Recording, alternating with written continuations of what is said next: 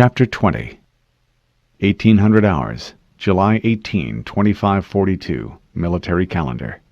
Sigma Octanus 4, Grid 19 by 37. The Master Chief surveyed what was left of Camp Alpha.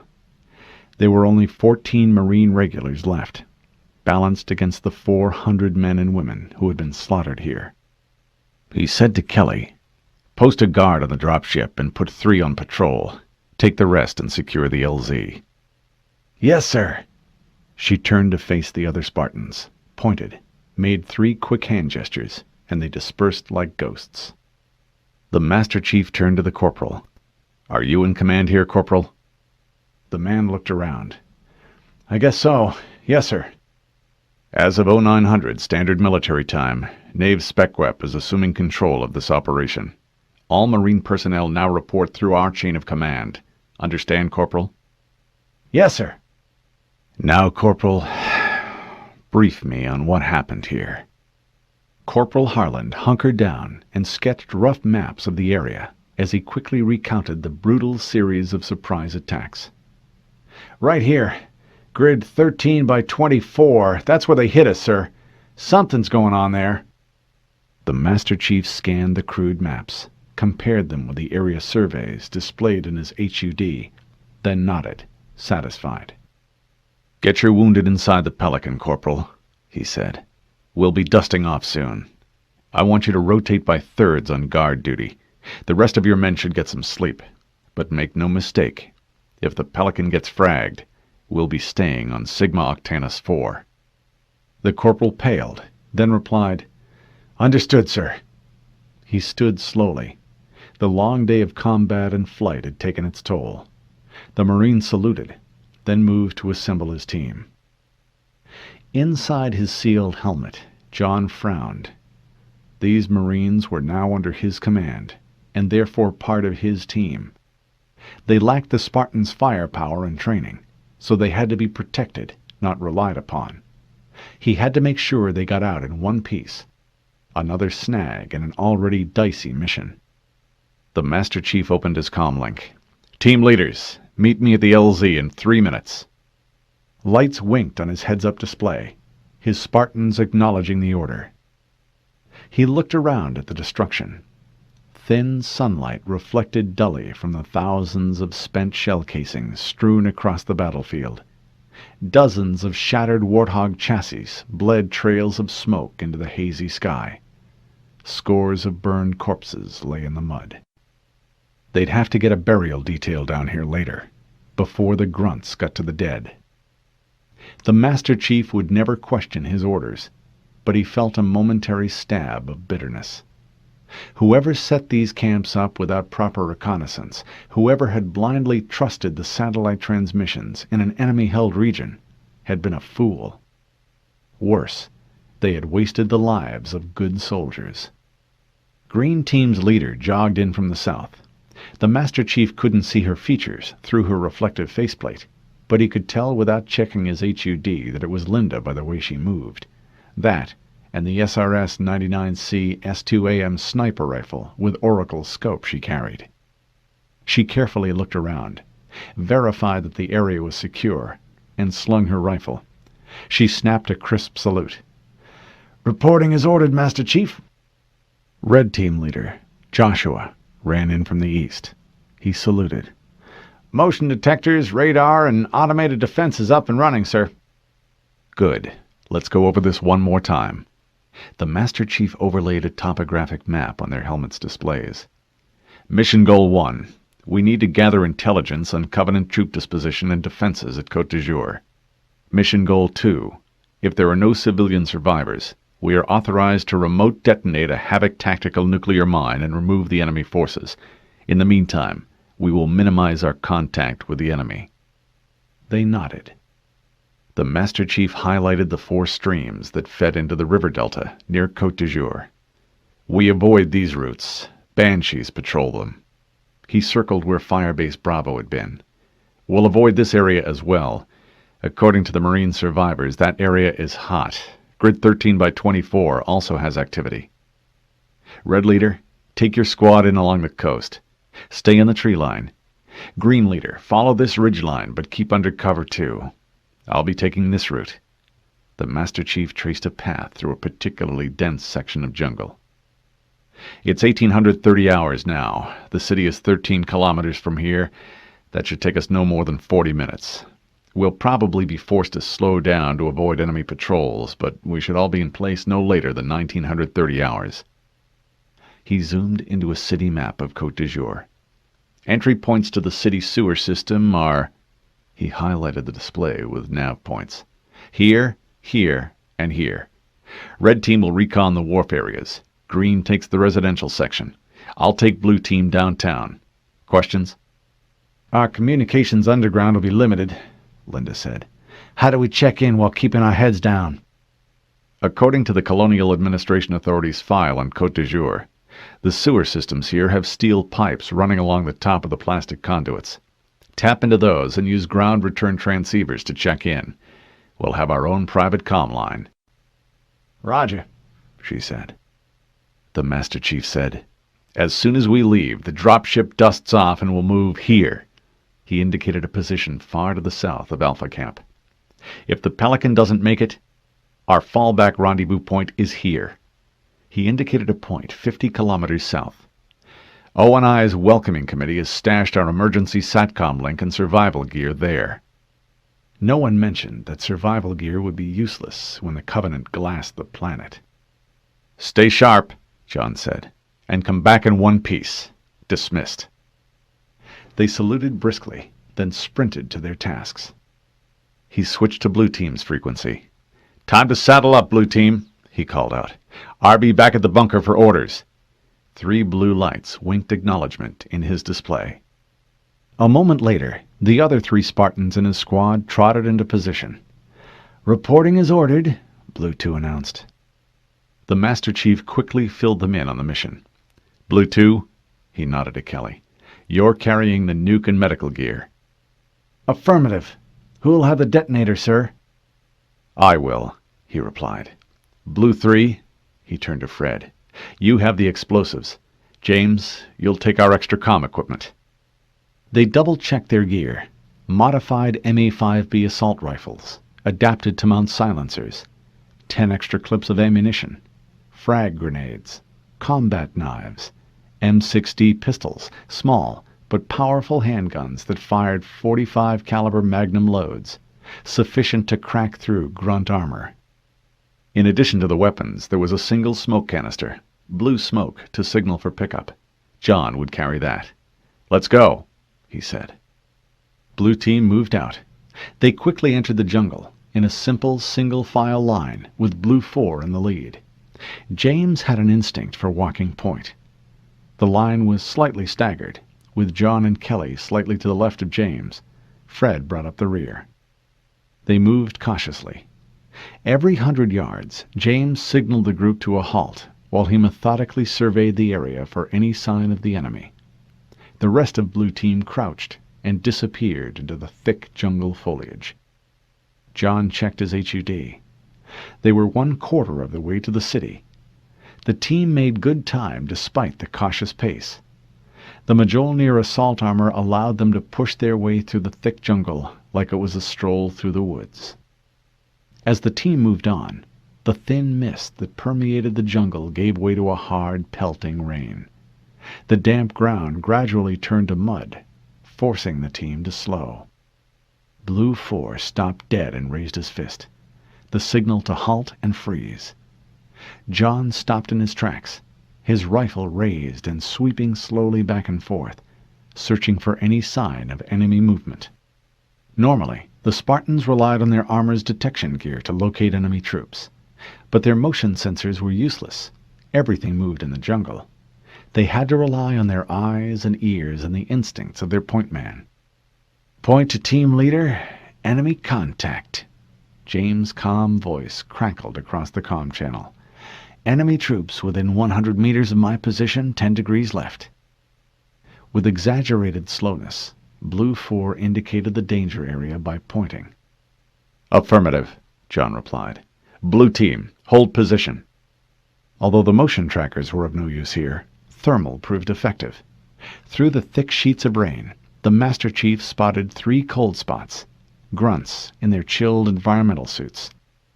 Blue Team, enemy contact confirmed. He added the enemy position to his HUD.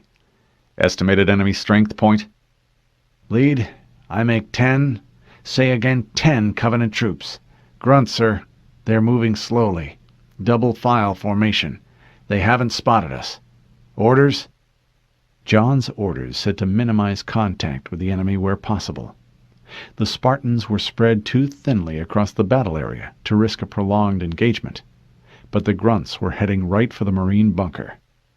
"Let's take them out, Blue Team," he said. The team of grunts slogged through the mud. The vaguely simian aliens wore shiny red-trimmed armor.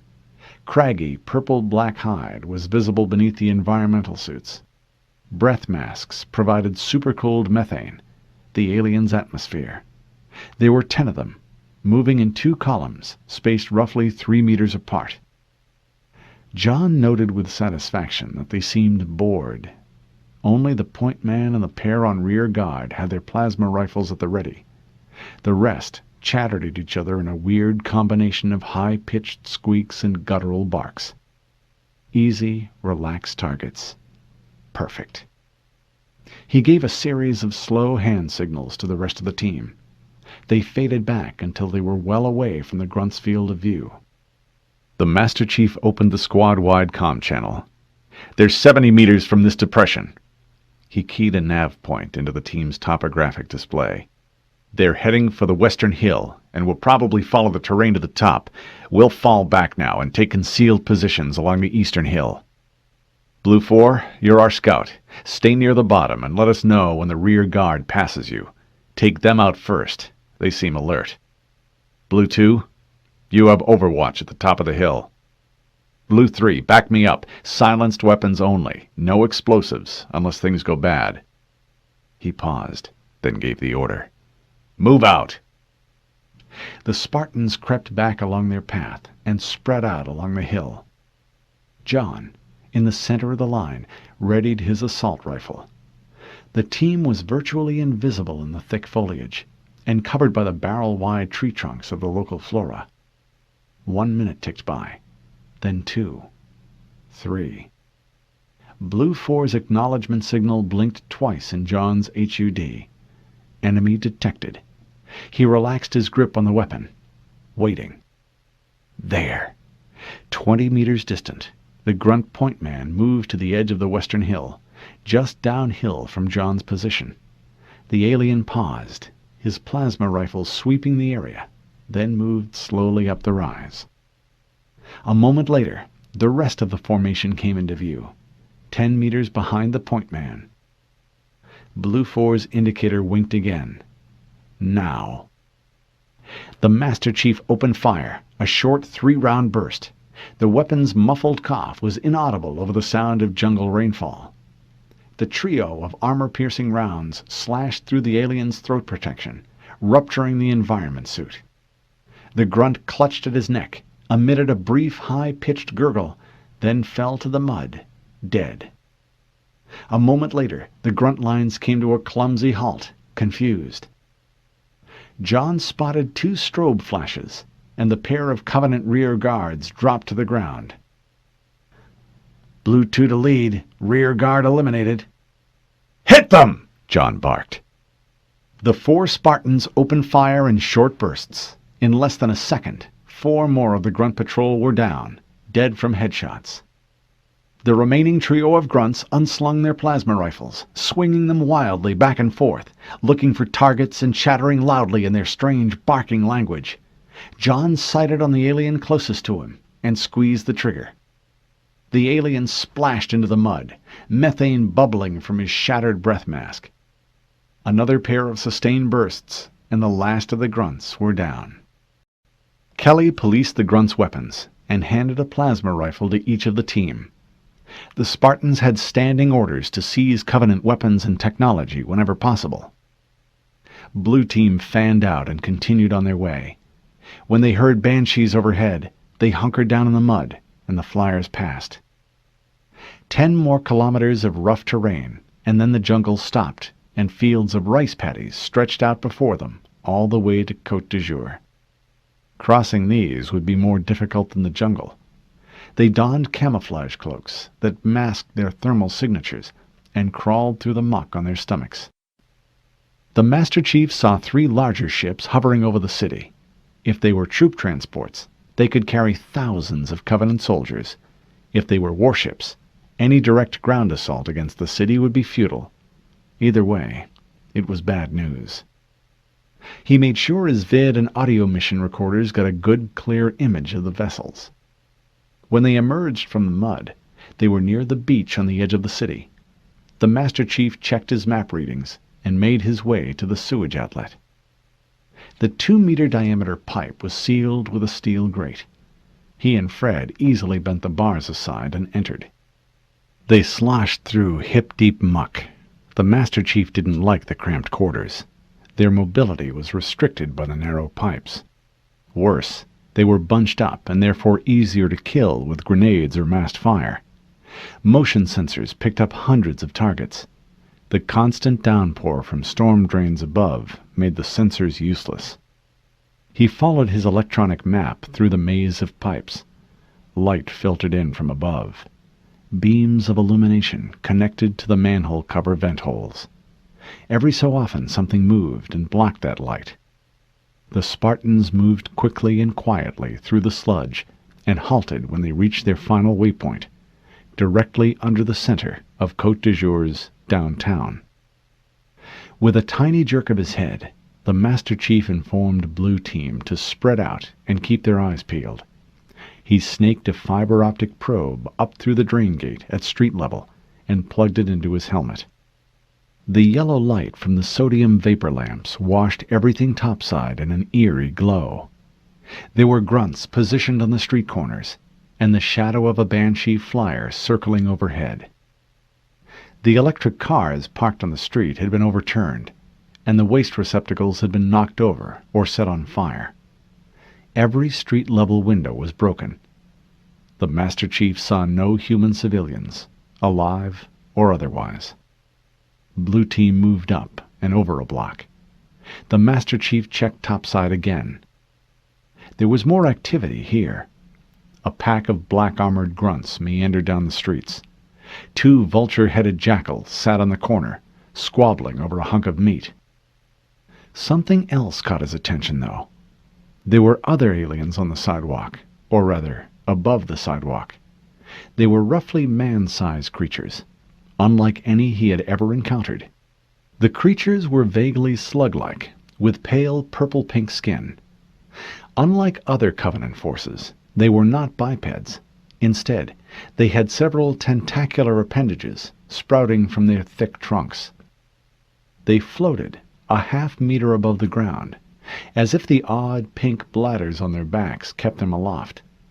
One alien used a slender tentacle to open the hood of a car. It began to disassemble the car's electric engine, moving with startling speed. Within 20 seconds, all the parts had been neatly arranged in rows on the pavement. The creature paused, then reassembled the parts with blinding quickness, disassembled and rebuilt it several times into different arrangements. Finally, the creature simply reassembled the car and floated on its way. The Master Chief made sure his mission recorder had gotten that. This was a Covenant race never documented before. He rotated the fiber-optic cable to point down the opposite end of the street. There was more activity another block away. He retracted the probe and moved Blue Team a block farther south. He signaled the team to hold position, then climbed up a short series of metal handholds until he was just below a manhole cover. He cautiously sent the probe topside again, up through the manhole cover vent. There was a jackal's hoof directly adjacent to the probe, blocking half of his field of vision. He turned the probe with excruciating slowness and saw 50 more jackals milling back and forth. They were concentrated around the building across the street. The building resembled pictures that Deja had shown him years ago. It looked like an Athenian temple with white marble steps and ionic columns. At the top of the steps, were a pair of stationary guns. More bad news. He pulled the probe back and consulted the map. The building was marked as the Côte d'Azur Museum of Natural History. The Covenant had serious firepower here. The stationary guns had commanding fields of fire, making a frontal assault suicidal. Why would they protect a human structure, he wondered. Was it their headquarters? The Master Chief signaled for Blue 2. He pointed to the access way that led under the building. He held up 2 fingers, pointed toward her eyes, and then down the passage, and then slowly balled his hand into a fist. Kelly proceeded very slowly down that passage to scout it out. The Master Chief checked the time. Red and green teams were due to report. He had James attach the ground return transceiver to the pipes overhead. "Green team, come in." "Roger. Green team leader here, sir," Linda whispered over the channel. "We've scouted the residential section." There was a pause. "No survivors. Just like Draco 3. We're too late." He understood. They'd seen it before. The Covenant didn't take prisoners. On Draco 3, they had watched via satellite link-up as human survivors were herded together and ripped apart by ravenous grunts and jackals. By the time the Spartans had gotten there was no one left to rescue. But the victims had been avenged. "Green team, stand by and prepare to fall back to the RV and secure the area," he said. "Standing by," Linda said. He switched to the Red Team comm channel. "Red Team, report." Joshua's voice crackled over the link. "Red Leader, sir. We've got something for ONI. We've spotted some new type of Covenant race. Little guys that float. They seem to be some sort of a explorer or scientist type. They take things apart, then move on, like they're looking for something. They do not, repeat not, appear hostile. Advise that you do not engage. They raise a pretty loud alarm, Blue Lead." "You in trouble?" "Dodge trouble, sir," he said. "But there is one snag." Snag. The word was charged with meaning for the Spartans. Getting caught in an ambush or a minefield, a teammate wounded, or aerial bombardments. Those were all things they had trained for. Snags were things they didn't know how to handle. Complications that no one had planned for. "Go ahead," the Master Chief whispered. "We have survivors. 20 civilians hit in a cargo ship here. There are several wounded." The Master Chief mulled this over. It wasn't his choice to weigh the relative worth of a handful of civilian lives versus the possibility of taking out 10,000 Covenant troops with their nuke. His orders were specific on this point. They could not set up the nuke if there was civilian population at risk. "New mission objective, Red Team Leader," the Master Chief said. "Get those civilians to the recovery point and evac them back to fleet." He switched comm channels again, broadcasting to all the teams. "Green Team Leader, you still online?" A pause. Then Linda spoke. "Roger." "Move to the docks and coordinate with Red Team. They have survivors we need to evac. Green Team Leader has strategic control of this mission." "Understood," she said. "We're on our way." "Affirmative, sir," Joshua said. "We'll get it done." "Blue Team out." The Master Chief disconnected. It was going to be rough for Green and Red teams. Those civilians would slow them down. And if they had to protect them from Covenant patrols, they'd all get noticed. Blue 2 returned. She opened the comm link and reported in. "There's access to the building. A ladder and a steel plate welded shut. We can burn through it." The Master Chief opened up the team comm channel. "We're going to assume that Red and Green teams will remove the civilians from Côte d'Azur. We will proceed as planned." He paused, then turned to Blue 2. "Break out the nuke and arm it." Chapter 21. 21:20 hours, July 18th, 2542, military calendar. UNSC Iroquois, military staging area in orbit around Sigma Octanus 4. "Ship status," Captain Keyes said as he strode onto the bridge, buttoning his collar. He noticed that the repair station cradle still obscured their port camera. "And why aren't we clear of that station yet?" "Sir, All hands are at battle stations, Lieutenant Dominique replied. General quarters sounded. TAC data uploaded to your station. A tactical overview of the Iroquois, neighboring vessels, and cradle popped onto Keyes' personal display screen.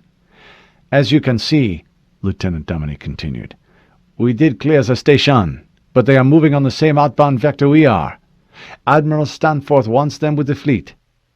Captain Keyes took his place in his command chair, the hot seat as it was more colloquially known, and reviewed the data. He nodded with satisfaction. Looks like the Admiral has something up his sleeve. He turned to Lieutenant Hall. Engine status, Lieutenant? Engine's hot at 50%, she reported. She straightened to her full height, nearly 6 feet, and looked Captain Keyes in the eye with something edging near defensiveness. Sir, the engines took a real beating in our last engagement. The repairs we've made are, well, the best we could do without a complete refit. Understood, Lieutenant, Keyes replied calmly. In truth, Keyes was concerned about the engines too, but it would do no good to make Hall more uneasy than necessary. The last thing he needed now was to undermine her confidence. Gunnery officer? Captain Keyes turned to Lieutenant Hakawa. The petite woman bore more resemblance to a porcelain doll than to a combat officer, but Keyes knew her delicate appearance was only skin-deep. She had ice water for blood and nerves of steel. Mac guns charging, Lieutenant Hikawa reported. 65% and climbing at 2% per minute. Everything on the Iroquois had slowed down to a crawl. Engine, weapons, even the unwieldy cradle kept pace with them. Captain Keyes sat up straighter. There was no time to spend on self-recriminations. He would have to do the best he could with what he had. There was simply no other alternative. The lift doors popped open, and a young man stepped on deck. He was tall and thin. His dark hair, longer than regulations permitted, had been slicked back. He was disarmingly handsome. Keyes noticed the female bridge crew pause to look the newcomer over before returning to their tasks. Ensign Lovell reporting for duty, Captain. He snapped a sharp salute. Welcome aboard, Ensign Lovell. Captain Keyes returned his salute, surprised that the unkempt officer could demonstrate such crisp adherence to military protocol. Man the navigation console, please. The bridge officers scrutinized the ensign. It was highly unusual for such a low-ranking officer to pilot a capital ship. Sir? Lovell wrinkled his forehead, confused. Has there been some mistake, sir? You are Ensign Michael Lovell, recently posted on the Archimedes remote sensor outpost? Yes, sir. They pulled me off that duty so quick that I... Then man your station, Ensign. Yes, sir. Ensign Lovell sat at the navigation console, took a few seconds to acquaint himself with the controls, then reconfigured them more to his liking. A slight smile tugged at the corner of Keyes' mouth. He knew that Lovell had more combat experience than any lieutenant on the bridge, and was pleased that the ensign adapted so quickly to unfamiliar surroundings. Show me the fleet's position and the relative location of the enemy, Ensign, Keyes ordered. Aye, sir, Lovell replied. His hands danced across the controls. A moment later, a system map snapped into place on the main screen. Dozens of small triangular tactical markers showed Admiral Stanforth's fleet massing between Sigma Octanus 4 and its moon. It was a sound opening position. Fighting in orbit around Sigma Octanus 4 would have trapped them in the gravity well, like fighting with your back to a wall. Keyes studied the display and frowned. The Admiral had moved the fleet into a tightly packed grid formation. When the Covenant fired their plasma weapons at them, there would be no maneuvering room. The Covenant was moving in system quickly. Captain Keyes counted 20 radar signatures. He didn't like the odds. Receiving orders, Lieutenant Dominique said. Admiral Stanforth wants the Iroquois at this location, ASAP. On the map, a blue triangle pulsed on the corner of the grid formation. Ensign Lovell, get us there at best speed. Aye, sir, he replied. Captain Keyes fought down a wave of embarrassment.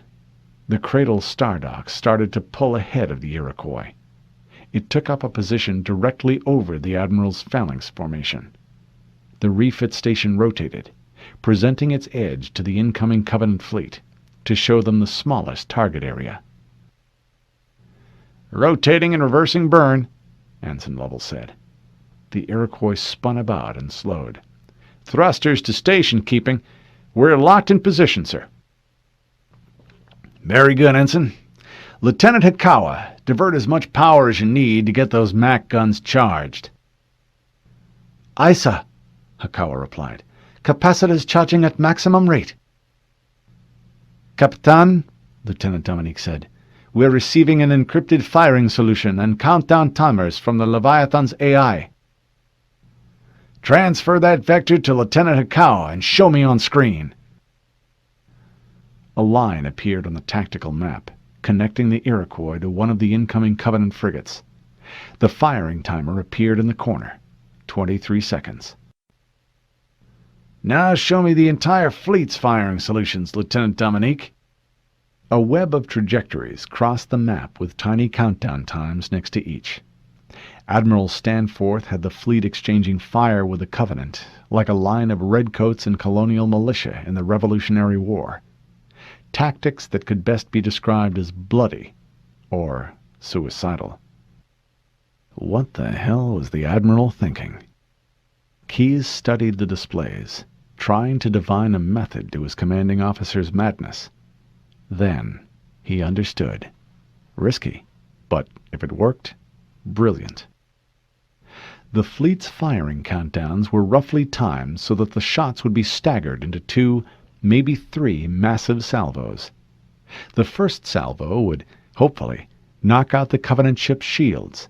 The final salvo was to be the knockout punch. But it could only work once. After that, the UNSC fleet would be destroyed when the remaining Covenant ships returned fire. The Iroquois and the other ships were stationary targets.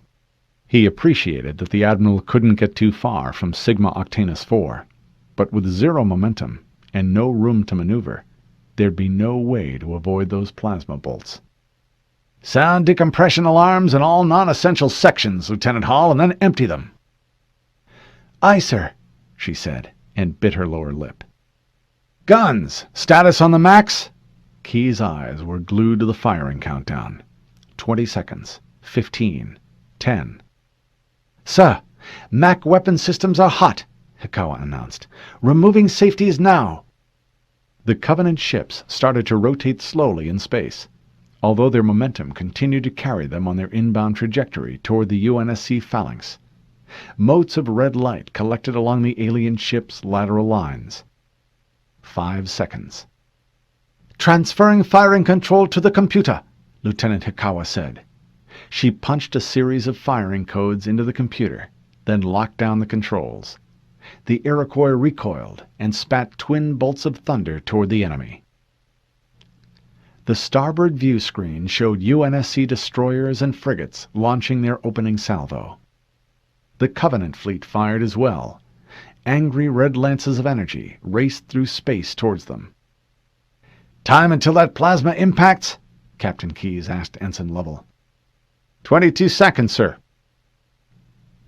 The vacuum between the two opposing forces filled with 100 lines of fire and smoldering metal that seemed to tear through the fabric of space. Their trajectories closed on one another, then crossed, and the bolts of fire grew larger on the main screen. Lieutenant Dominique said, "Receiving a second set of firing solutions and times. Admiral Stanforth on the priority channel, sir." "Put 'em on, holotank 2, Keyes ordered. Near the main view screen, a small holographic tank, normally reserved for the ship's AI, winked into operation. Admiral Stanforth's ghostly image appeared. "All ships, hold your positions. Divert all engine power to recharge your guns. We've got something special cooked up." His eyes narrowed. "Do not, I repeat, do not, under any circumstance, break position or fire before you are ordered to. Stanforth out." The holographic projection of the Admiral snapped out of existence. Orders, sir? Ensign Lovell turned in his seat. You heard the Admiral, Ensign. Thrusters to station keeping. Lieutenant Hikawa, get those guns recharged on the double. Aye, sir. Keyes nodded as Hikawa turned back to her task. 3 seconds until first salvo impact, she announced. Keyes turned back to the TAC display, concentrating on the MAC rounds that crawled across the screen. The fleet's MAC rounds hammered into the Covenant lines. Shields flickered silver blue and overloaded as the super-dense projectiles rammed into the formation. Several ships were spun out of position by the impact. Guns, he called out. Enemy status. Multiple hits on Covenant fleet, sir, Hikawa replied. Salvo 2 impact, now! A handful of the shots were clean misses. Keyes winced. Each one of the off-trajectory MAC rounds meant one more enemy ship would survive to return fire. The vast majority, however, slammed into the unshielded alien vessels. The lead Covenant destroyer took a direct hit from a heavy round, which sent the alien ship into a lurching port spin. Keyes saw the destroyer's engines flare as her pilot struggled to regain control, just as a second MAC round struck on the ship's opposite side. For an instant, the Covenant vessel shuddered, held position, then flexed as the hull stresses became too great. The destroyer disintegrated and scattered debris in a wide arc. A second Covenant ship, a frigate, shuddered under the impact of multiple MAC rounds. It listed to starboard and rammed the next frigate in the enemy formation. Sparks and small explosions flared from the ships as a gray-white plume of vented atmosphere exploded into space. The ship's running lights flickered, then dimmed, as the pair of dead spacecraft, locked in a deadly embrace, tumbled into the heart of the Covenant line. A moment later, the wrecked ships hit a third Covenant frigate, and they exploded, sending tendrils of plasma through space. A dozen of their ships vented atmosphere, and fires flickered within their hulls. The 4 view screen, however, was now filled with incoming weapons fire.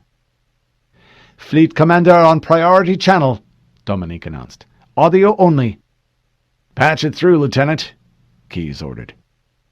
A hiss of static crackled through the communication system speakers. A moment later, Admiral Stanforth's voice calmly broke through the noise. Lead to all ships. Hold your positions, the Admiral said. Make ready to fire. Transfer timers to your computers, and hang on to your hats. A shadow crossed the overhead camera. On the view screen, Captain Keyes watched as the Cradle repair station, the plate nearly a kilometer on edge, rotated and started to slide in front of their phalanx formation. Christ, Ensign Lovell whispered. They're going to take the hits for us. Dominique, hit the scopes. Are there any life pods outbound from Cradle? Keyes asked. He already knew the answer. Sir, Dominique answered, his deep voice thick with worry. No escape craft have left the Cradle. All eyes on the Iroquois bridge were riveted to the screen. Keyes' hands clenched with anger and helplessness. There was nothing to do but watch. The front view screen went black as the station passed in front of them. Pinpoints of red and orange appeared along the back surface, metal vapor venting in plumes. Cradle lurched closer to the fleet, the impact of the plasma torpedoes pushing it back. The station continued to move downward, spreading out the damage. Holes appeared in the surface. The internal lattice of steel girders was exposed and, seconds later, glowed white-hot. Then the view screen was clear again. "Ventral cameras," Captain Keyes said. "Now!" The view changed as Dominique switched to the Iroquois belly cameras. Cradle Station reappeared. She spun, and her entire forward surface was aglow. Heat spread to the edges, the center liquefied, and pulled away. "Mac guns ready to fire in 3 seconds," Lieutenant Hikawa announced, her voice cold and angry. "Targeting lock acquired." Keyes gripped the arms of the command chair. "Cradle's crew bought this shot for us, Lieutenant," Captain Keyes growled. "Make it count!" The Iroquois shuddered as the Mac gun fired.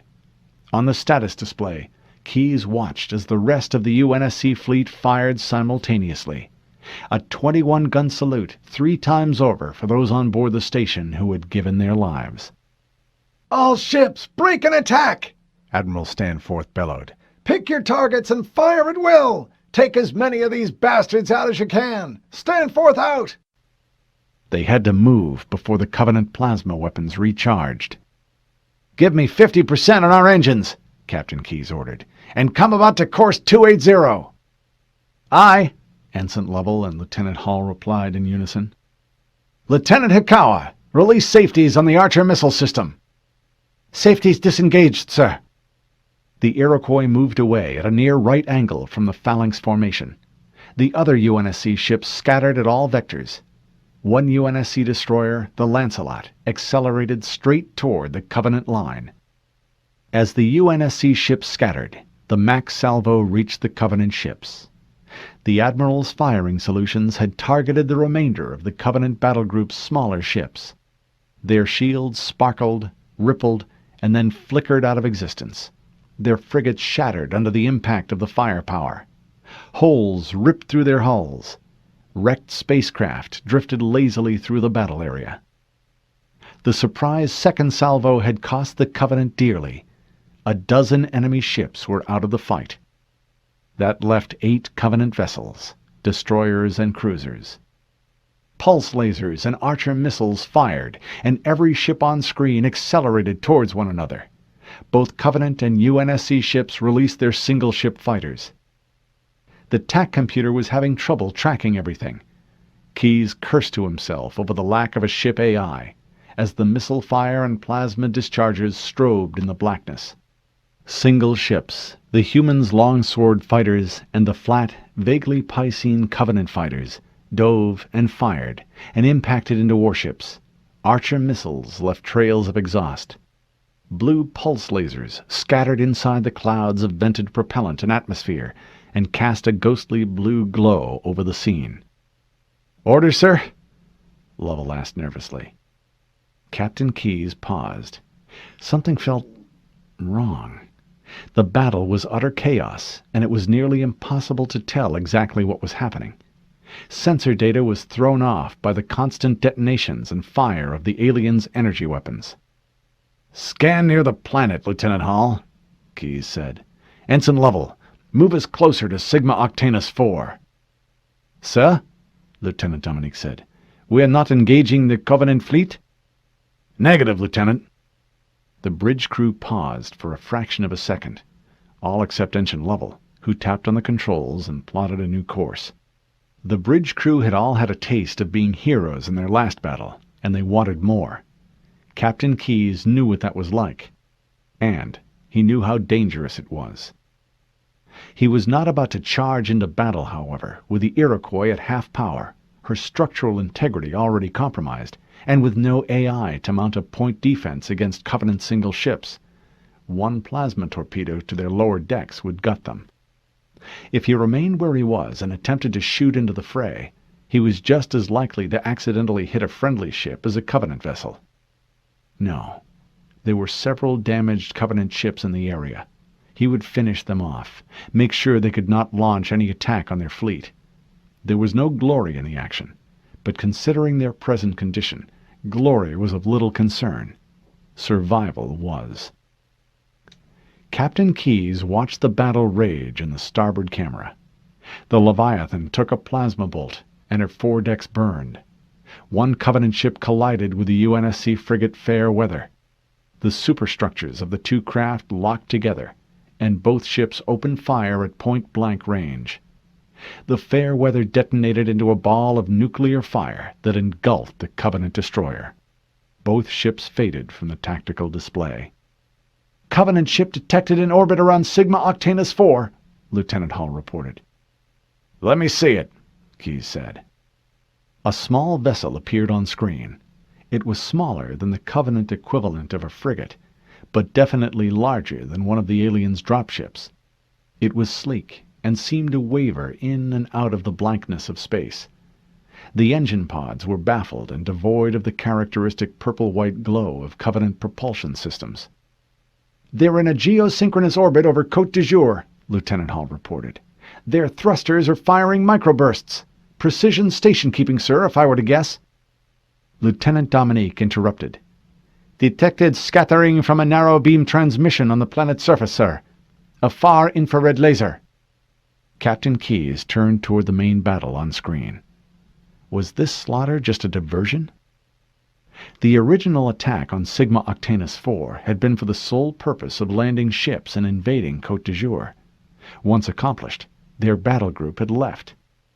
And now, whatever the Covenant's purpose was groundside, they were sending information to this stealth ship, while the rest of their fleet kept the UNSC forces from interfering. "Like hell," he muttered. "Ensign Lovell, plot a collision course for that ship." "Aye, sir." "Lieutenant Hall, push the engines as far as you can. I need every bit of speed you can get me." "Yes, sir. If we vent primary coolant and use our reserve, I can boost the engine output to 66% for 5 minutes." "Do it." The Iroquois moved sluggishly toward the Covenant ship. "Intercept in 20 seconds, Lovell said. "Lieutenant Hikawa, arm Archer missile pods A through D. Blow that Covenant son of a bitch out of the sky." "Archer missile pods armed, sir," she replied smoothly. Her hands moved gracefully over the controls. "Firing." Archer missiles streaked toward the Covenant stealth ship, but as they closed with the target, they started to swerve from side to side, then spun out of control. The spent missiles fell toward the planet. Lieutenant Hikawa cursed quietly in Japanese. "Missile guidance locks jammed," she said. "Their ECM spoofed the guidance packages, sir." No other choice, then, Keyes thought. They can jam our missiles. Let's see them jam this. "Run them over, Ensign Lovell," Keyes ordered. He licked his lips. "Aye, sir." "Sound collision alarm," Captain Keyes said. "All hands, brace for impact." "She's moving," Lovell said. "Keep on her."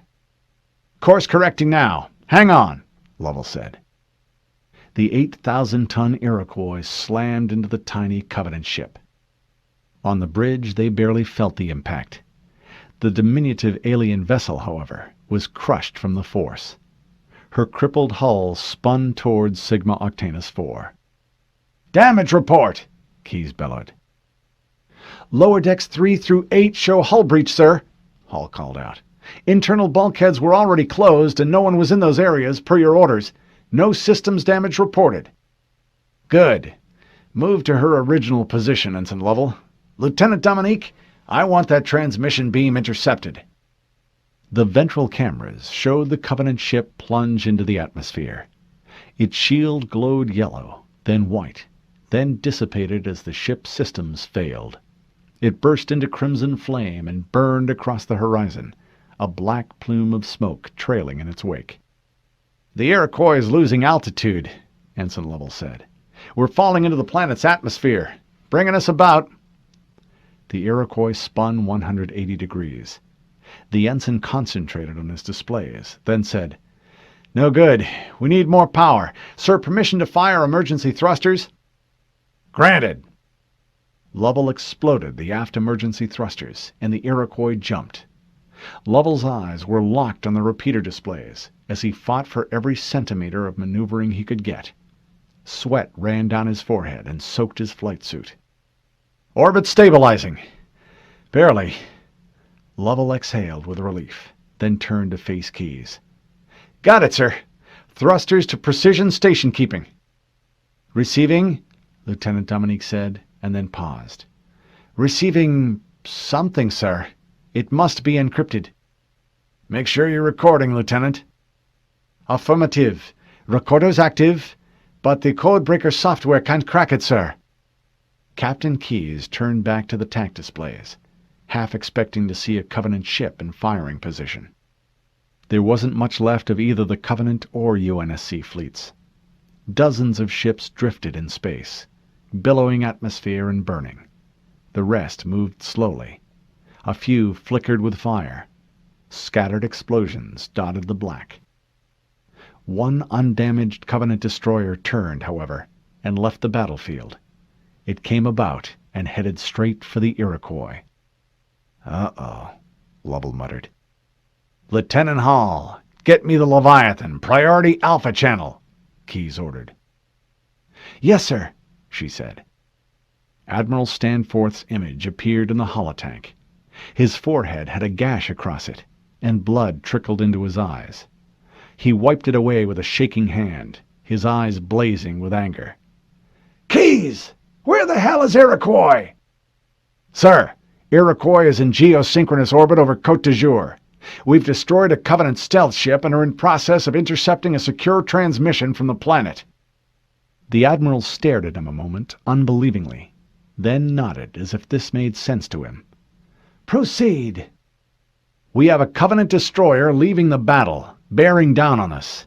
I think the reason for the Covenant's invasion may be in this coded transmission, and they don't want us to know, sir." "Understood, son. Hang on. The cavalry's on its way." On the aft screen, the remaining 8 UNSC ships broke their attacks and turned toward the incoming destroyer. 3 MAC guns fired and impacted on the Covenant vessel. Its shields only lapsed for a split second. It took a round through her nose, but it continued toward the Iroquois at flank speed. "Transmission ended, sir," Lieutenant Dominique announced. "Cut off in mid-packet. The signal was terminated at the source." "Damn!" Captain Keyes considered staying and trying to reacquire that signal, but only for a moment. He decided to take what they had and run with it. "Ensign Lovell, get us the hell out of here." "Sir," Lieutenant Hall said, "look!" The Covenant destroyer was changing course, along with the rest of the surviving Covenant vessels. They were scattering and accelerating out of the system. "They're running," Lieutenant Hikawa said, her normal iron calm replaced by astonishment. Within minutes, the Covenant ships accelerated and vanished into slipstream space. Captain Keyes looked aft and counted only 7 UNSC ships intact, with the balance of the fleet destroyed or disabled. He sat in his command chair. "Ensign Lovell, take us back the way we came. Make ready to take on wounded. Repressurize all uncompromised decks." "Jesus," Lieutenant Hall said. I think we actually won that one." "Yes, Lieutenant, we won," Keyes replied. But Captain Keyes wondered exactly what they had won. The Covenant had come to this system for a reason, and he had a sinking feeling that they may have gotten what they had come for. Chapter 22 2010 hours, July 18, 2542, military calendar. Sigma Octanus 4, Côte d'Azur. It was time to arm the nuke. The small device held the power to destroy Côte d'Azur, wipe the Covenant infection clean off the planet. John carefully removed the bonding strips on the Havoc tactical nuclear device and attached it to the wall of the sewer. The adhesive on the black half-sphere stuck and hardened to the concrete. He slipped the detonator key into a thin slot on the unit's face. There were no external indicators on the device. Instead, a tiny screen winked on his heads-up display, indicating the nuke was armed. "Havoc armed," flashed across his HUD. "Awaiting detonation signal." The device, a clean 30-megaton explosive, could only be detonated by a remote signal. A problem here in the sewers. Even the powerful communications package on a starship would be unable to penetrate the steel and concrete overhead. John quickly rigged a ground return transceiver, placing it on the pipes overhead. He'd have to set up another unit outside to relay the signal underground. A hotline that would trigger a nuclear firestorm. Technically, his mission parameters had been fulfilled. Green and Red teams would have the civilians evacuated soon. They had scouted the region and discovered a new Covenant species, the strange floating creature that disassembled and reassembled human machinery, like a scientist or engineer stripping down a device to learn its secrets. He could leave and destroy the Covenant occupation force. He should leave. There was an army of jackals and grunts, including at least a platoon of the black-armored veterans, on the streets above. There were 3 medium Covenant dropships hovering in the air as well. The advanced Marine strike forces had been slaughtered, leaving the Spartans no backup. His responsibility now was to make sure his team got out intact. But John's orders had an unusual amount of flexibility, and that made him uncomfortable. He had been told to reconnoiter the region and gather intelligence on the Covenant. He was positive there was more to be learned here. Certainly they were up to something in Côte d'Azur's museum. The Covenant had never before been interested in human history, or indeed in humans or their artifacts of any kind. He had seen a disarmed jackal fight hand-to-hand rather than pick up a nearby human assault rifle, and the only thing the Covenant had ever used human buildings for was target practice. So finding out the reason they seized and were protecting the museum definitely qualified as intelligence gathering in his book. Was it worth exposing his team to find out? And if they died, would he be wasting their lives or spending them for something worthwhile? "Master Chief," Kelly whispered. "Our orders, sir." He opened Blue Team's comm channel. "We're going in. Use your silencers. Don't engage the enemy unless absolutely necessary. This place is too hot. We'll just poke our noses in, see what they're up to, and bug out." 3 acknowledgement lights winked on. The Master Chief knew they implicitly trusted his judgment. He just hoped he was worthy of that trust. The Spartans checked their gear and threaded silencers onto their assault rifles. They slipped silently down a wide side passage of the sewer. A rusty ladder ran up to the ceiling, and a steel plate had been welded in place. "Thermite paste already set up," Fred reported. "Burn it." The Master Chief stepped to the side and looked away. The thermite sputtered as bright as an electric arc welder, casting harsh shadows into the chamber. When it finished, there was a jagged, glowing red circle in the steel. The Master Chief climbed up the ladder and put his back against the plate. Pushed. It popped free with a metallic snap. He eased the plate down and set it aside. He attached the fiber optic probe, fed it up through the hole. All clear. He flexed his leg muscles and sent the Mjolnir armor up through the hole, pulling himself into the next chamber with his left hand. His right hand held the silenced assault rifle as if it were no heavier than a pistol. He braced for incoming enemy fire. Nothing happened. He moved forward and surveyed the small room. The stone-walled chamber was dark and was lined with shelving units. Each unit held jars filled with clear liquid and insect specimens. Boxes and crates were stacked neatly on the floor. Kelly entered next, then Fred and James. "Picking up motion sensor signals," Kelly said over the comm channel. "Jam them." "Done," she replied. "They may have gotten a piece of us, though." "Spread out," the Master Chief ordered. "Get ready to jump back into the hole if this gets too hot. Otherwise, initiate the standard distract and destroy." The clatter of alien hooves on marble echoed behind a door to their right. The Spartans melted into the shadows. The Master Chief crouched behind a crate and unsheathed his combat knife. The door opened, and 4 jackals stood in the doorframe. They held active energy shields in front of them, warping their already ugly vulture faces. The blue-white glow of the energy shield pulsed through the dark chamber. Good, the Master Chief thought. That should play hell with their night vision. The jackals held plasma pistols at the ready in their free hands. The barrels of the guns moved erratically as the aliens whispered to one another, then steadied as, in careful, slow movements, they moved in.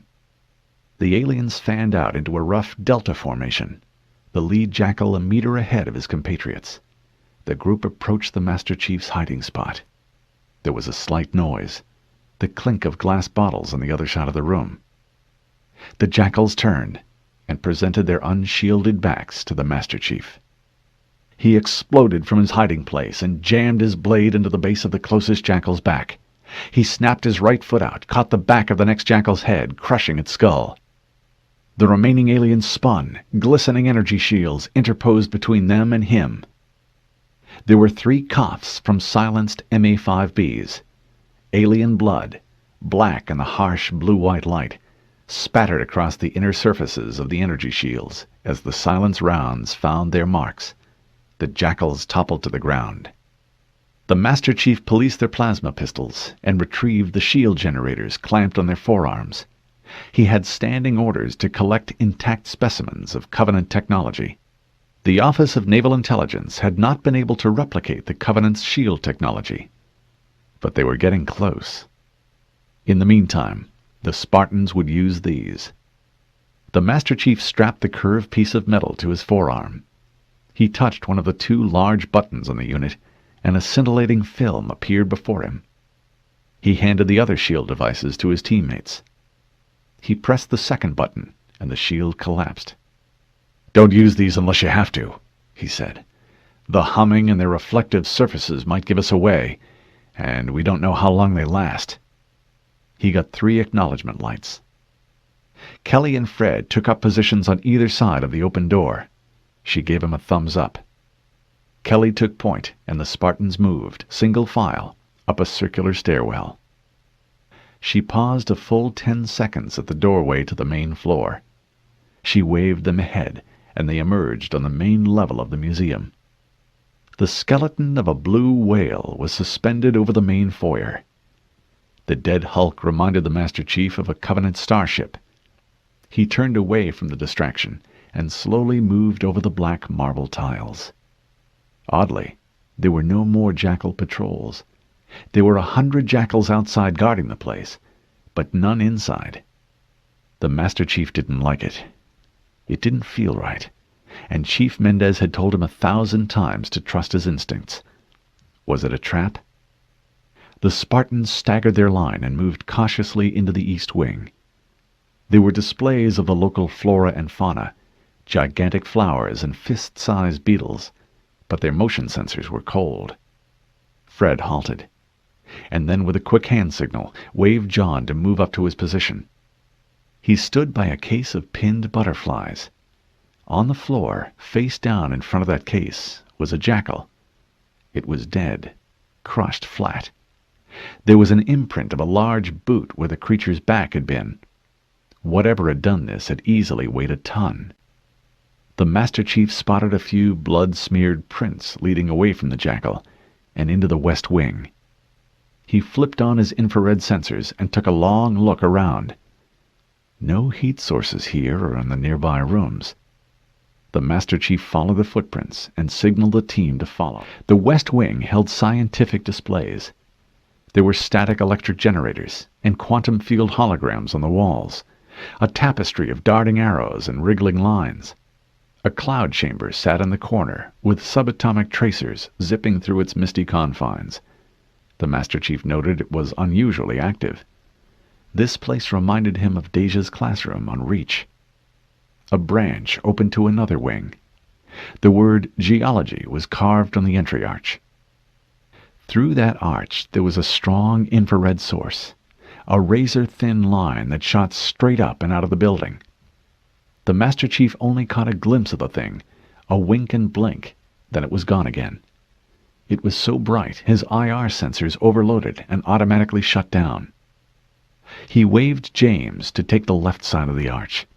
He had Kelly and Fred drop back to cover their flanks, and the Master Chief edged to the right of the arch. He sent a fiber-optic probe ahead, bent it slightly, and poked it around the corner. The room contained display cases of mineral specimens. There were sulfur crystals, raw emeralds, and rubies. There was a monolith of unpolished pink quartz in the center of the room, 3 meters wide and 6 tall. Off to one side, however, were 2 creatures. The Master Chief hadn't seen them at first, because they were so motionless, and so massive. He had no doubt that one of them had crushed the jackal that had gotten in his way. The Master Chief got scared all the time. He never showed it, though. He usually mentally acknowledged the apprehension, put it aside, and continued, just as he'd been trained to do. This time, however, he couldn't easily dismiss the feeling. The 2 creatures were vaguely man-shaped. They stood 2.5 meters tall. It was difficult to make out their features. They were covered from head to toe with a dull blue-gray armor, similar to the hull of a Covenant ship. Blue, orange, and yellow highlights were visible on the few patches of exposed skin the creatures sported. They had slits where their eyes should be. The articulation points looked impregnable. On their left arms they hefted large shields, thick as starship battle plate.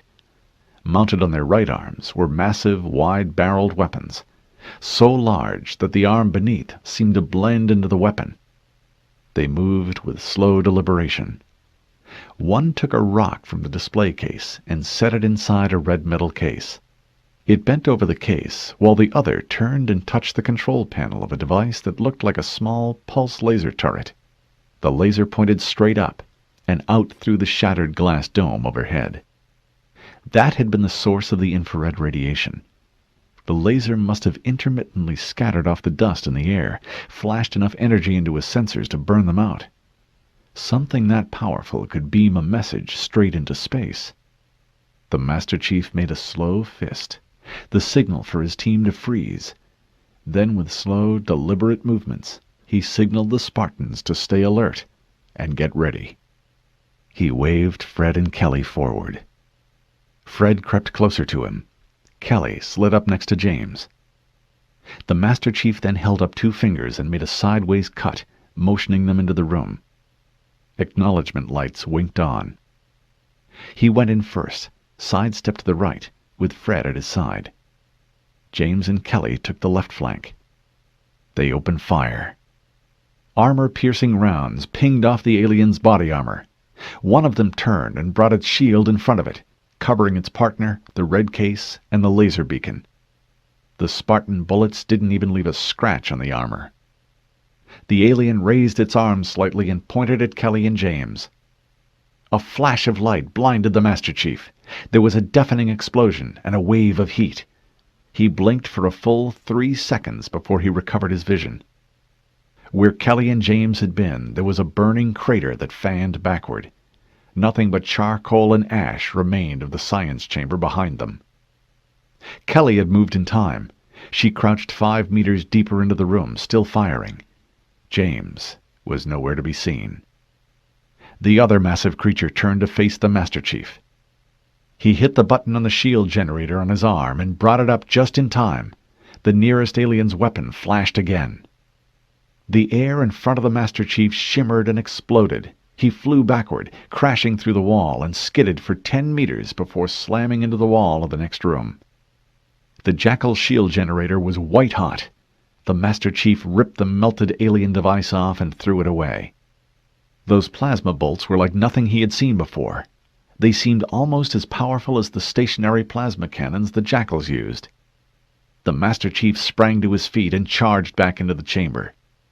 If the aliens' weapons were similar to Covenant plasma guns, they would need to be recharged. He hoped the Spartans had enough time to take those things out. The Master Chief still felt the fear. It was stronger than it had been before, but his team was still in there. He had to take care of them first before he could indulge in the luxury of feelings. Kelly and Fred circled the creatures, their silenced weapons firing quick bursts. They ran out of ammunition and switched clips. This wasn't working. They couldn't take them out. Maybe a jackhammer missile at point-blank range would penetrate their armor. The Master Chief's gaze was drawn to the center of the room. He stared for a moment at the monolith of pink quartz. Over the comm channel he ordered, "Switch to shredder rounds!" He changed ammunition and then opened fire at the floor underneath the enormous creature's feet. Kelly and Fred changed rounds and fired too. Marble tiles shattered, and the wood underneath splintered into toothpicks. One of the creatures raised its arm again, preparing to fire. "Keep shooting!" John yelled. The floor creaked, buckled, and then fell away. The 2 massive aliens plunged into the basement below. "Quick!" the Master Chief said. He slung his rifle and moved to the back of the quartz monolith. "Push!" Kelly and Fred leaned their weight against the stone and grunted with effort. The slab moved a tiny bit. James sprinted forward, slammed into the stone, put his shoulder alongside theirs, and pushed. His left arm had been burned away from the elbow down, but he didn't even whimper. The monolith moved. It inched toward the hole, then tilted and went over. It landed with a dull thud and a crunching noise. The Master Chief peered over the edge. He saw an armored left leg, and on the other side of the stone slab, an arm struggling underneath. The things were still alive. Their motion slowed, but they didn't cease. The red case was balanced precariously on the edge of the hole. It teetered, no way to reach it in time. He turned to Kelly, the fastest Spartan, and yelled, "Grab it!" The box fell, and Kelly leaped. In a single bound, she caught the rock as the case dropped. She tucked, rolled, and got to her feet, the rock safely held in one hand. She handed it to the Master Chief. The rock was a piece of granite and glittered with a few jewel-like inclusions. What was so special about it? He stuffed it into his ammunition sack and then kicked over the Covenant transmission beacon. Outside, the Master Chief heard the clattering and squawking of the army of jackals and grunts. "Let's get out of here, Spartans!" He threw his arm around James and helped him along. They ran into the basement, making sure to give the pinned giants under the stone a wide berth, then jumped through the storm drain and into the sewers. They jogged through the muck and didn't stop until they had cleared the drain system and emerged in the rice paddies on the edge of Côte d'Azur. Fred rigged the ground-returned relay to the pipes overhead and ran a crude antenna outside. The Master Chief looked back at the city. Banshee flyers circled through the skyscrapers. Spotlights from the hovering Covenant transport ships bathed the streets in blue illumination. The grunts were going crazy. Their barks and screams rose to an impenetrable din. The Spartans moved toward the coast and followed the tree line south. James collapsed twice along the way, and then finally slipped into unconsciousness. The Master Chief slung him over his shoulder and carried him. They paused and hid when they heard a patrol of a dozen grunts. The aliens ran past them. They either didn't see the Spartans, or they didn't care. The animals sprinted as fast as they could back to the city. When they were a click away from the rendezvous point, the Master Chief opened the comm link. "Green Team Leader, we're on your perimeter and coming in, signaling with blue smoke." "Ready and waiting for you, sir," Linda replied. "Welcome back." The Master Chief set off one of his smoke grenades, and they marched into the clearing. The Pelican was intact. Corporal Harland and his Marines stood post, and the rescued civilians were safely inside the ship. Blue and red teams were hidden in the nearby brush and trees. Linda approached them. She motioned for her team to take James and get him onto the Pelican. "Sir," she said, "all civilians on board and ready for liftoff." The Master Chief wanted to relax, sit down, and close his eyes. But this was often the most dangerous part of any mission. Those last few steps when you might let down your guard. "Good. Take one more look around the perimeter. Let's make double sure nothing followed us back."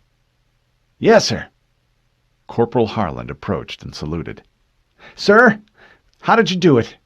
Those civilians said you got them out of the city, past an army of Covenant, sir. How?" John cocked his head quizzically. "It was our mission, Corporal," he said.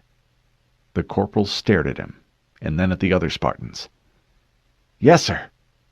When Green Team Leader reported that the perimeter was clear, the last of the Spartans boarded the Pelican. James had regained consciousness. Someone had removed his helmet and propped his head on a folded survival blanket. His eyes watered from the pain, but he managed to salute the Master Chief with his left hand. John gestured at Kelly. She administered a dose of painkiller, and James lapsed into unconsciousness. The Pelican lifted into the air. In the distance, the suns were warming the horizon, and Côte d'Azur was outlined against the dawn. The dropship suddenly accelerated at full speed straight up and then angled away to the south. "Sir," the pilot said over the comm channel, "we're getting multiple incoming radar contacts, about 200 Banshees inbound." "We'll take care of it, Lieutenant," John replied.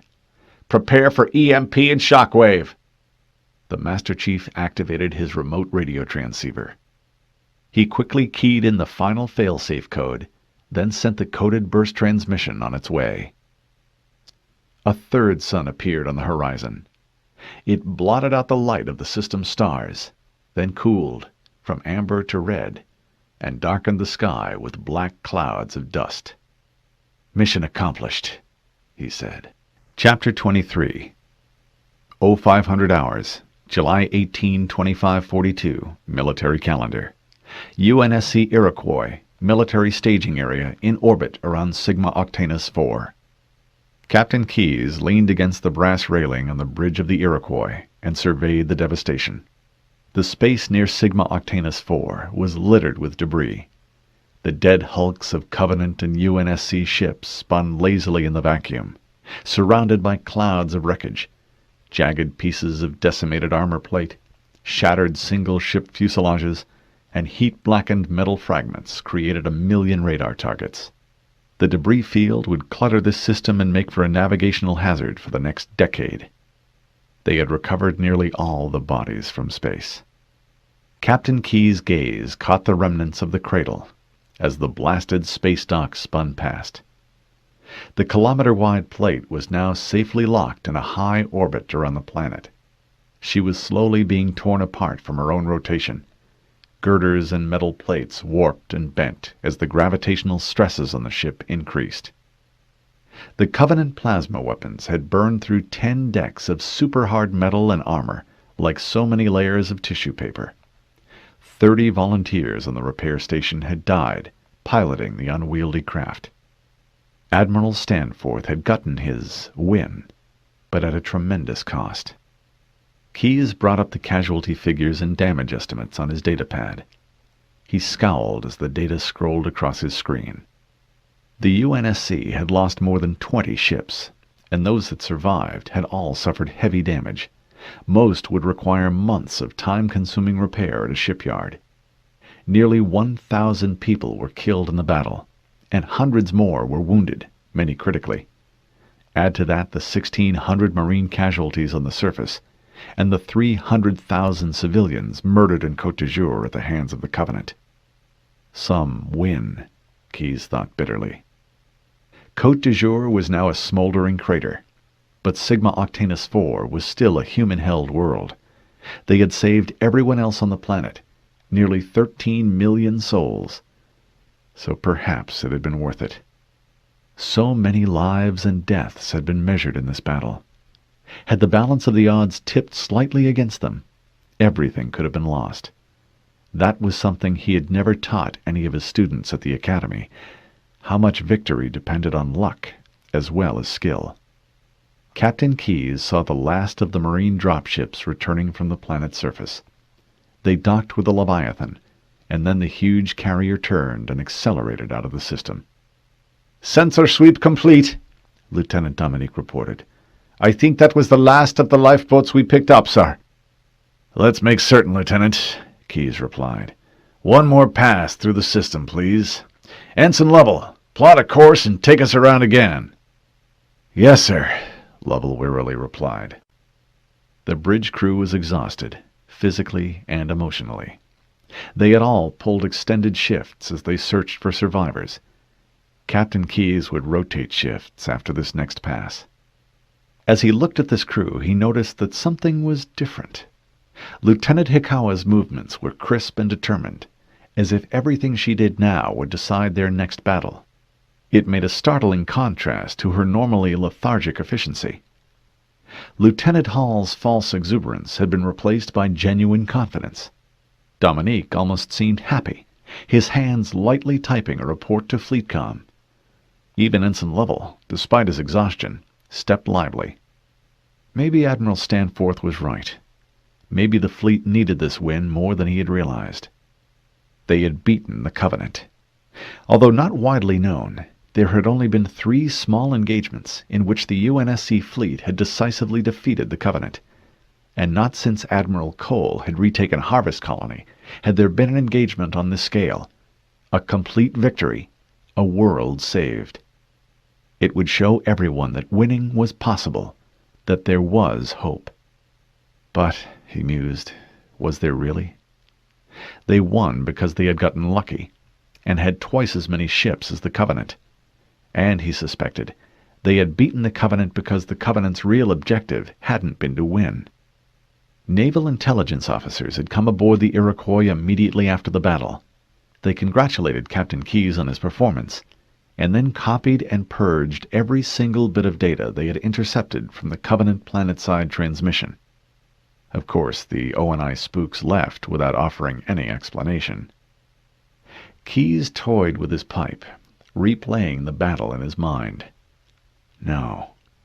The Covenant had lost because they were really after something else on Sigma Octanus 4, and the intercepted message was the key. "Sir," Lieutenant Dominique said, "incoming orders from Fleetcom." "Put it through to my station, Lieutenant," Captain Keyes said as he sat in his command chair. The computer scanned his retina and fingerprints and then decoded the message. He read on the small monitor. "United Nations Space Command Priority Transmission 090872 Hotel-908. Encryption read. Public key file/Lightning Matrix 4. From Admiral Michael Stanforth, Commanding Officer, UNSC Leviathan, UNSC Sector 3 Commander, UNSC Service Number 00834-19223, Hotel Sierra. To Captain Jacob Keyes, Commanding Officer, UNSC Iroquois, UNSC Service Number 01928-19912, Juliet Kilo. Subject: Orders for your immediate consideration. Classification: Secret, BGX Directive. Start file. Keyes: Drop whatever you're doing and head back to the barn. We're both wanted for immediate debriefing by ONI at Reach Headquarters, ASAP. Looks like the spooks at Naval Intelligence are up to their normal cloak-and-dagger tricks. Cigars and brandy afterward. Regards, Stanforth. "Very well," he muttered to himself. "Lieutenant Dominique, send Admiral Stanforth my compliments. Ensign Lovell, generate a randomized vector as per the cold protocol and make ready to leave system. Take us out for an hour in slipstream space, then we'll reorient and proceed to the Reach military installation." "Aye, sir. Randomized jump vector ready. Our tracks are covered." "Lieutenant Hall, start organizing shore leave for the crew. We're heading back for repairs and some well-deserved R&R. "Amen to that," Ensign Lovell said. That wasn't technically in his orders, but Captain Keyes would make sure his crew got the rest they deserved. That was the least he could do for them. The Iroquois slowly accelerated on an out-system vector. Captain Keyes took one long last look at Sigma Octanus 4. The battle was over. So why did he feel like he was headed into another fight? The Iroquois plowed through a haze of titanium dust, condensed from a UNSC battle plate vaporized by Covenant plasma. The fine particles caught the light from Sigma Octanus and sparkled red and orange, making it look like the destroyer sailed through an ocean of blood. When there was time, a hazmat team would sweep the area and clean up. In the meantime, junk, ranging in size from microscopic up to 30-meter sections of cradle, still drifted in the system. One piece of debris in particular floated near the Iroquois. It was small, almost indistinguishable from any of 1,000 other softball-sized blobs that cluttered radar scopes and polluted thermal sensors. If anyone had been looking close enough, however, they would have seen that this particular piece of metal drifted in the opposite direction from all the other masses nearby. It trailed behind the accelerating Iroquois and edged closer, moving with purpose. When it was close enough, it extended tiny electromagnets that guided it to the baffles at the base of the Iroquois' No. 3 engine shield. It blended in perfectly with the other vanadium steel components. The object opened a single photo eye and gazed at the stars, collecting data to reference its current position. It would continue to do this for several days. During that time, it would slowly build up a charge. When it reached critical energy, a tiny sliver of thallium nitride memory crystal would be ejected at nearly the speed of light, and a minute slipstream field would generate around it. If its trajectory was perfect, It would intercept a Covenant receiver located at precise coordinates in the alternate space, and the tiny automated probe would reveal to the Covenant every place the Iroquois had been. Chapter 24. 1100 hours, August 12, 2542, military calendar. Epsilon Eridani System. Reach UNSC Military Complex. Planet Reach. Camp Hathcock. The Master Chief steered the Warthog to the fortified gate and ignored the barrel of the chain gun that was not quite pointed in his direction. The guard on duty, a Marine corporal, saluted smartly when John handed over his identification card. "Sir, welcome to Camp Hathcock," the corporal said. "Follow this road to the inner guard post and present your credentials there. They'll direct you to the main compound." John nodded. The Warthog's tires crunched on gravel as the massive metal gate swung open. Nestled in the Highland Mountains of Reach's northern continent, Camp Hathcock was a top-level retreat. Heads of state, VIPs, and top brass were the facility's normal occupants, these in a division of veteran, battle-hardened Marines. "Sir, please follow the blue road to this point here," the corporal at the inner gate instructed, gesturing at a point on a wall-mounted map, "and park in the visitors' parking area." Minutes later, the main facility was in sight. John parked the Warthog and strode across the pleasantly familiar compound. He and the other Spartans had covertly made their way up here during their training. John suppressed a smile as he remembered how many times the young Spartans had commandeered food and supplies from the base. He inhaled deeply, smelling pinyon pines and sage. He missed this place. He had been away from Reach for too long. Reach was one of the few places that John considered safe from the Covenant. There were 100 ships and 20 Mark V MAC guns on the orbital stations overhead. Those guns were powered by fusion generators buried deep within Reach. Each Mark V could propel a projectile so massive and with such velocity, he doubted if even Covenant shields could withstand a single salvo from them. His home would not fall. Tall fences and razor wire encircled the inner compound of Camp Hathcock. The Master Chief stopped at the inner gate and saluted the MP there. The Marine MP looked over the Master Chief in his dress uniform. He snapped to attention. His mouth dropped open, and he stared unblinkingly. "They're waiting for you, Master Chief, sir. Please go right on in." The guard's reaction to the Master Chief, and the medals on his chest, was not uncommon. First word of the Spartans and their accomplishments had spread, despite the cloak of secrecy ONI had tried to surround them with. 3 years ago, the information had gone public at Admiral Stanforth's insistence, for morale purposes. It was hard to mistake the Master Chief for anything other than a Spartan. He stood just over 2 meters tall and weighed in at 130 kilos of rock-hard muscle and iron-dense bone. There was a special insignia on his uniform as well, a golden eagle poised with its talons forward, ready to strike. The bird clutched a lightning bolt in one talon and 3 arrows in the other. The Spartan insignia was not the only thing about his dress uniform that called attention to him. Campaign ribbons and medals covered the left side. Chief Mendez would have been proud of him, but John had long ago stopped keeping track of the honors that had been heaped upon him. He didn't like the flashy ornamentation. He and the other Spartans preferred to be inside their Mjolnir armor. Without it, he felt exposed somehow, like he'd left his quarters without his skin. He had grown used to the enhanced speed and strength, to his thought and actions melding instantaneously. The Master Chief marched into the main building. Outwardly, it had been designed to look like a simple log cabin, albeit a large one. Its inner walls were lined with titanium A armor plate, and underground were bunkers and plush conference rooms that extended 100 meters below the earth and into the mountain of rock. He rode the elevator to sub-basement 3. There, he was instructed by the military police attendant to wait in the debriefing lounge for the committee to summon him. Corporal Harlan sat in the lounge, reading a copy of Stars magazine, nervously tapping his foot. He immediately stood and saluted as the Master Chief entered the room. "At ease, Corporal," the Master Chief said. He glanced disapprovingly at the thickly padded couches and decided to stand. The corporal stared at the Master Chief's uniform, nervous. Finally, he straightened and said, "May I ask you a question, sir?" The Master Chief nodded. "How do you get to be a Spartan? I mean—" His gaze fell to the floor. "I mean, if someone wanted to join your outfit, how would they do that?" Join? The Master Chief pondered the word.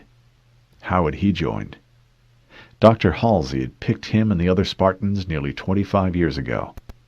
It had been an honor, but he had never actually joined. In fact, he had never seen any other Spartans other than his class. Once, shortly after he had graduated from the training, he had overheard Dr. Halsey mention that Chief Mendez was training another group of Spartans. He had never seen them, or the chief. "You don't join," he finally told the corporal. "You are selected." "I see," Corporal Harlan said, and wrinkled his brow. "Well, sir, if anyone ever asks, tell him to sign me up." The military police attendant appeared. "Corporal Harlan, they're ready for you now." A set of double doors opened on the far wall. Harlan gave John another salute and nodded. As the corporal got up and strode toward the doors, he passed an older man on his way out. He wore the uniform of a UNSC naval officer, a captain. John sized the man up quickly. Polished shoulder insignia, new material. The man was a newly ordained captain. John stood at attention and snapped a precision salute. "Officer on the deck!" John barked. The captain paused and looked John up and down. There was a glint of amusement in his eyes as he returned the salute. "As you were, Master Chief." John stood at ease. The captain's name, Keyes, J., was embroidered on the dress-gray tunic. John recognized the name immediately. Captain Keyes, the hero of Sigma Octanus. At least, he thought, one of the surviving heroes. Keyes glanced at the Master Chief's uniform. His eyes lingered on the Spartan insignia, and then on the Master Chief's serial number tag, just under the stripes of his rank emblem. A faint smile appeared on the captain's face. "It's good to see you again, Chief." "Sir?" The Master Chief had never met Captain Keyes. He had heard of his tactical brilliance at Sigma Octanus, but he had never met the man face to face. "We met a very long time ago. Dr. Halsey and I—" He stopped. "Hell, I'm not allowed to talk about it." "Of course, sir. I understand." The military police attendant appeared in the hallway. "Captain Keyes, you're wanted topside by Admiral Stanforth." The captain nodded to the attendant. "In a moment," he said. He stepped closer to the Master Chief and whispered, "Be careful in there. The Oni brass are—" He searched for the right word. "Irritated by the end results of our encounter with the Covenant at Sigma Octanus. I'd keep my head down in there." He glanced back toward the debriefing chamber doors. "Irritated, sir?" John asked, genuinely puzzled. He would have thought the UNSC top brass would be elated by the victory, despite its cost. "But we won!" Captain Keyes took a step back and cocked a quizzical eyebrow. "Didn't Dr. Halsey ever teach you that winning isn't everything, Master Chief?" He saluted. "You'll excuse me." John saluted. He was so confused by Captain Keyes' statement that he kept saluting as the captain walked out of the room. Winning was everything. How could someone with Captain Keyes' reputation think otherwise? The Master Chief tried to recall if he had ever read anything like that in any military history or philosophy texts. What else was there other than winning? The only other obvious choice was losing, and he had long been taught that defeat was an unacceptable alternative. Certainly Captain Keyes didn't mean that they should have lost at Sigma Octanus. Unthinkable. He stood silently for 10 minutes, mulling this over. Finally, the military police "They're ready attendant for you now, entered sir." the waiting room. The double doors opened, and Corporal Harlan came out. The young man's eyes were glazed, and he trembled slightly. He looked worse than he had looked when the Master Chief had found him on Sigma Octanus 4. The Master Chief gave a curt nod to the corporal, and then entered the debriefing chamber. The doors closed behind him. His eyes instantly adjusted to the dark room. A large curved desk dominated the far end of the rectangular room. A domed ceiling curved over his head. Cameras, microphone, and speakers positioned like constellations. A spotlight snapped on and tracked the Master Chief as he approached the desk. A dozen men and women in Navy uniforms sat in the shadows. Even with his enhanced eyesight, the Master Chief could barely make out their scowling features and the glistening brass oak leaves and stars through the glare of the overhead light. He stood at attention and saluted. The debriefing panel ignored the Master Chief and spoke among themselves.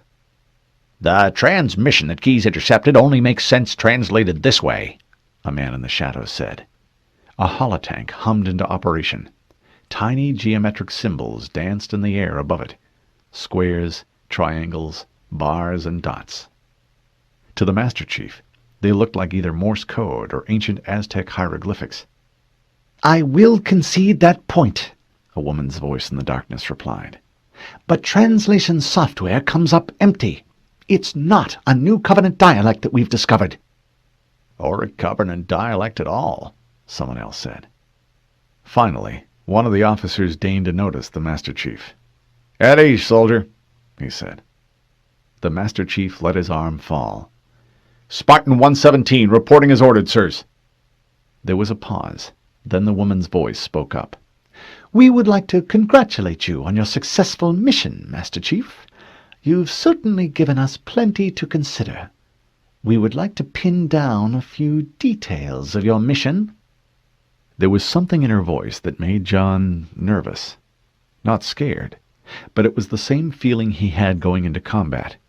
The same feeling he got when bullets started flying.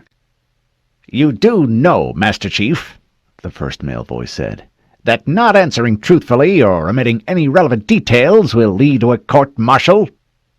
John bristled, as if he could ever forget his duty. "I will answer to the best of my ability, sir," he replied stiffly. The holotank hummed again, and images from a Spartan helmet recorder sprang into view. John noted the camera ID. It was his own. The images blurred forward, then stopped. A three-dimensional image of the floating creatures he had seen in Côte d'Azur hung in the air, motionless. "Playback. Loop bookmarks 1 through 9, please," the woman's voice called out. Instantly, the holographic image animated. The alien quickly took apart and then reassembled a car's electric motor. "This creature," she continued, "during the mission, did you see any other Covenant species, grunts or jackals, interact with them?" "No, ma'am. As far as I could see, they were left alone." "And this one?" she said. The image changed to his firefight with the gigantic armored aliens. "At any time did you see these things interact with other Covenant species?" "No, ma'am." The Master Chief reconsidered. "Well, in a manner of speaking, yes. If you could review the recording at time minus 2 minutes from this frame, please." The holo paused and then blurred backward. "There," he said. The video played forward as the Master Chief and Fred examined the crushed jackal in the museum. "That impression in this jackal's back," he said. "I believe it is the armored alien's boot print." "What do you mean, son?" a new man asked. His voice was older and rough. "I can only offer my opinion, sir. I'm not a scientist." "Offer it, Master Chief," the same scratchy voice said. "I, for one, would be very interested to hear what someone with first-hand experience has to say. For a change." There was a rustle of papers in the shadows, then silence. "Well, sir, it looks to me like this jackal simply got in the larger creature's way. There's no attempt to move it, and no deviation in the path of the following footfalls. It simply walked over the smaller alien." "Evidence of a hierarchical caste structure, perhaps," the old man murmured. "Let's move on," the woman again spoke, her voice now laced with irritation. The hollow image changed yet again. A stone object appeared, the rock the Master Chief recovered from the museum. "This stone," she said, is a typical igneous granite specimen, but with an unusual concentration of aluminum oxide inclusions, specifically rubies. It is a match for the mineral specimens recovered from grid 13 by 24. Master Chief, she said, you recovered this rock. She paused. From an optical scanner, is that correct? Yes, ma'am. The aliens had placed the rock in a red metallic box. Visible spectrum lasers were scanning the specimen. And the infrared pulse laser transmitter was hooked up to the scanner? She asked. Are you certain? Absolutely, ma'am. My thermal imagers caught a fraction of the transmission scattered by the ambient dust. The woman continued. The rock sample is roughly pyramidal. The inclusions in the igneous matrix are unusual in that all possible crystalline morphologies for corundum are present. Bipyramidal, prismatic, tabular, and rhombohedral. Scanning from the tip to the base with neuron imagers, we produce the following pattern. Again, a series of squares, triangles, bars, and dots appeared on the view screen. Symbols that again reminded John of Aztec writing. Deja had taught the Spartans about the Aztecs, how Cortez, with superior tactics and technology, had nearly obliterated an entire race. Was the same thing happening between the Covenant and humans? Now then, the first male voice interjected, this business with the detonation of a Havoc tactical nuclear device. Do you realize that any effective evidence of Covenant activity on Côte d'Azur has been effectively erased? Do you know what opportunities have been lost, soldier? I had extremely specific orders, sir, the Master Chief said without hesitating. Orders that came directly from Nave SpecWep, Section 3. Section 3, the woman muttered. Which is O&I. It figures. The old man in the darkness chuckled. The faint glow of a cigar tip flared near his voice, then faded. Are you insinuating, Master Chief, the older man said, that the destruction of all this evidence, as my colleagues would call it, happened because they ordered it? There was no good answer to that question. Whatever the Master Chief said was sure to irritate someone here. No, sir. I am simply stating that the destruction of anything, including any evidence, is a direct result of the detonation of a nuclear weapon. In full compliance with my orders, sir. The first man whispered. Jesus, what do you expect from one of Dr. Halsey's wind-up toys soldiers? That's quite enough, Colonel, the older man snapped. This man has earned the right to some courtesy, even from you. The older man lowered his voice. Master Chief, thank you. We're finished here, I think. We may wish to recall you later, but for now, you are dismissed. You are to treat all information you have heard or seen at this debriefing as classified. Yes, sir. The Master Chief saluted, spun on his heel, and marched to the exit. The double doors opened and then sealed behind him. He exhaled. It felt like he was being evac'd from the battlefield. He reminded himself that these last few steps were often the most dangerous.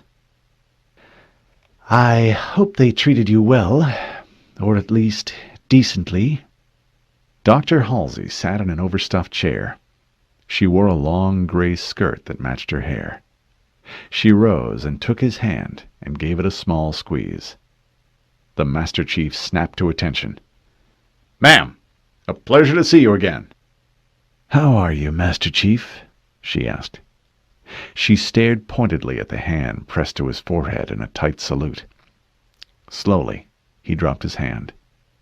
She smiled. Unlike everyone else, who greeted the Master Chief and stared at his uniform, medals, ribbons, or the Spartan insignia, Dr. Halsey stared into his eyes, and she never saluted. John had never gotten used to that. I'm fine, ma'am, he said. We won at Sigma Octanus. It was good to have a complete victory. Indeed it was. She paused and glanced about. How would you like to have another victory? She whispered. The biggest we've ever had. "Of course, ma'am," he said with no hesitation. I was counting on you to say that, Master Chief. We'll be speaking soon. She turned to the military police attendant, waiting at the entrance to the lounge. Open these damn doors, soldier. Let's get this over with. "Yes, ma'am," the MP said. The doors swung inward. She stopped and said to the Master Chief, I'll be speaking to you and the other Spartans soon. She then entered the darkened chamber, and the doors sealed behind her. The Master Chief forgot about the debriefing and Captain Keyes' puzzling question about not winning. If Dr. Halsey had a mission for him and his team, it would be a good one. She had given him everything: duty, honor, purpose, and a destiny to protect humanity. John hoped she would give him one more thing: a way to win the war.